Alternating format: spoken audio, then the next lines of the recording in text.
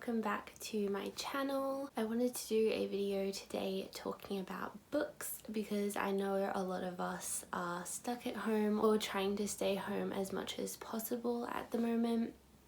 So I wanted to give you some book recommendations. So I'm going to be talking about 5 of my most favorite books that I've sort of read this year and ones that I think that you should pick up now that we have a lot of time on our hands. These are just some books that I recommend you to read. So the first book that I'm going to be talking about is The Tattooist of Auschwitz by Heather Morris. This has probably been my favorite book. I don't know if I can even say that. Maybe my favorite book of 2020 so far.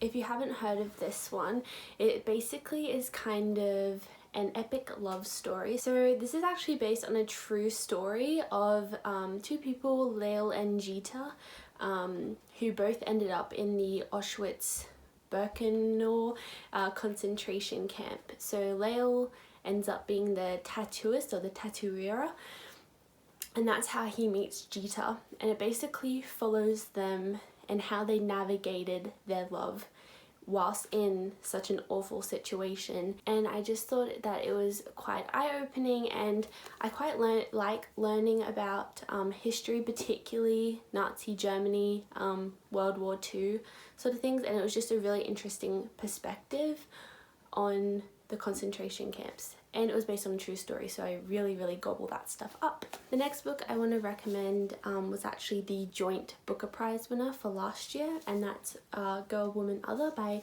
Bernadine Evaristo. So this book follows these 12 mostly women, mostly black women throughout history, and each chapter follows a different person, and we learn about their experiences in their life, and it more than often links up to another person or another character in the book, and it just gives a lot of different perspectives on race and gender and how different people navigate that and how it affects different people differently. I'll read the blurb. Welcome to Newcastle in 1905. 10-year-old Grace is an orphan dreaming of the mysterious African father she will never meet. Cornwall, 1953. Winsome is a young bride recently arrived from Barbados, realizing the man she married might be a fool. London, 1980. Amma is the fierce queen of her squatter's palace, ready to smash the patriarchy with a new kind of feminist theatre. Oxford, 2008. Carol is rejecting her cultural background, Nigeria by way of Peckham, to blend in at her posh university. Northumberland, 2017. Morgan, who used to be Megan, is visiting Hattie, who's in her 90s, who used to be young and strong, who fights to remain independent, and who still misses Slim every day. Welcome to Britain and 12 very different people, mostly women, mostly black, who call it home. Teeming with life and crackling with energy, Girl, Woman, Other follows them across the miles and down the years, with vivid originality, irrepressible wit, and sly wisdom. Bernadine Evaristo presents a gloriously new kind of history for this old country, ever dynamic, ever expanding, and utterly irresistible. That kind of just sums it up. I just really think that this is a book that a lot of people would like, and it can really teach you some things and give you a greater insight into some different cultures and different things that people deal with. Pick it up. This next one I think was one of the first reads of this year for me. It's Thisdala Sea by Erin Morgenstern. If you've read The Night Circus by Erin Morgenstern, I have that. Oh, it's under a bunch of books. That one's really good too, but this is her more recent one. It's a epic fantasy. I didn't think I liked it as much as I did, but I've continued to think about it throughout the year. And I mean, look at these end pages, come on. The fact that someone thought up this world and these characters, and I'll read out the blurb though. Are you lost or are you exploring? When Zachary Rowland stumbles across a strange book hidden in his university library, it leads him on a quest unlike any other. Its pages Its pages entrance him with the tales of love-lorn prisoners, lost cities, and nameless acolytes, but they also contain something impossible, a recollection from his own childhood. Determined to solve the puzzle of the book, Zachary follows the clues he finds on the cover, a bee, a key, and a sword. They guide him to a masquerade ball, to a dangerous secret club, and finally through a magical doorway created by the fierce and mysterious Mirabelle. This door leads to a subterranean labyrinth filled with stories hidden far beneath the surface of the earth. When the labyrinth is threatened, Zachary must race with Mirabelle and Dorian, a handsome barefoot man with shifting alliances, through its twisting tunnels and crowded ballrooms, searching for the end of his story. You are invited to join Zachary on the Starless Sea, the home of storytellers, story lovers, and those who will protect our stories at all costs. If that sounds interesting to you and you like a bit of fantasy, I think you'd really like this one. And I mean, look at this. Look at this beautiful book. Amazing, right?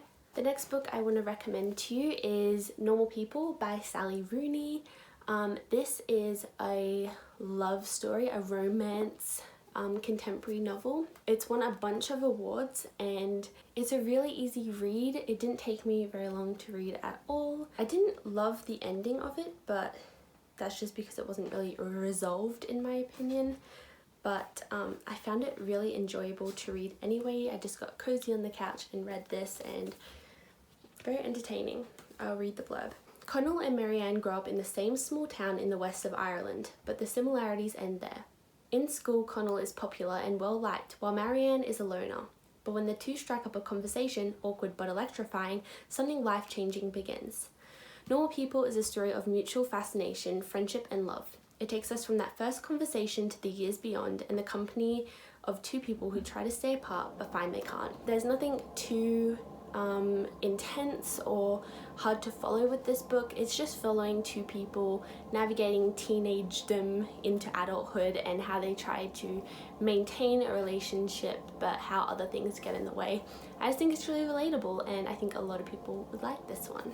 The final book I want to talk about has been one of the books that has stuck with me the longest, and I'm sure if you're into books or booktube at all, you would have heard of it.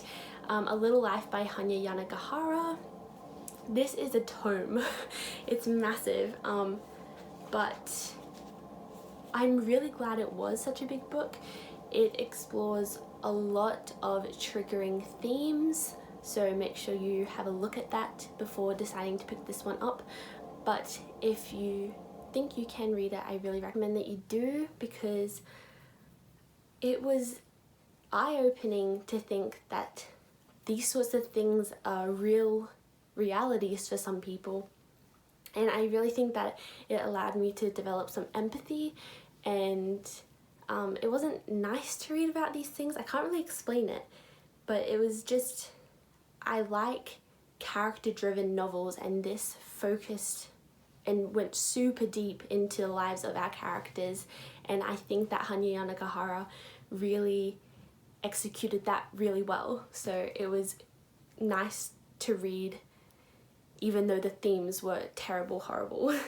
When four classmates from a small Massachusetts college moved to New York to make their way, they're broke, adrift, and buoyed only by their friendship and ambition.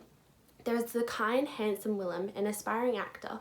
JB, a quick-witted, sometimes cruel painter, pursuing fame in the art world. Malcolm, a frustrated architect at a prominent firm, and withdrawn, brilliant, enigmatic Jude, who serves as a center of gravity. Over the decades, their relationships deepen and darken, tinged by addiction, success, and pride. Yet their greatest challenge each comes to realize is Jude himself. By midlife, a terrifyingly talented lawyer, yet an increasingly broken man, his mind and body scarred by an unspeakable childhood and haunted by a degree of trauma that he fears he will not only be unable to overcome, but that will define his life forever. In a novel of extraordinary intelligence and heart, Yanagihara has fashioned a masterful depiction of heartbreak and a dark and haunting examination of the tyranny of experience and memory. I don't think you need to know too much more than that to go into this. It kind of focuses more on Jude himself. That's my cat meowing. But it does focus a lot on the friendship aspect of those four boys as well. So if that sounds interesting to you, I really do think that if you can, you should read this one, because I really liked it. So these were my 5 book recommendations that I think you should pick up if you're bored at home in isolation, trying to stay safe and healthy, but trying to stay entertained too in more vices than just Netflix and streaming services. Hope you liked this video, and yeah, stay safe and healthy and have a good day.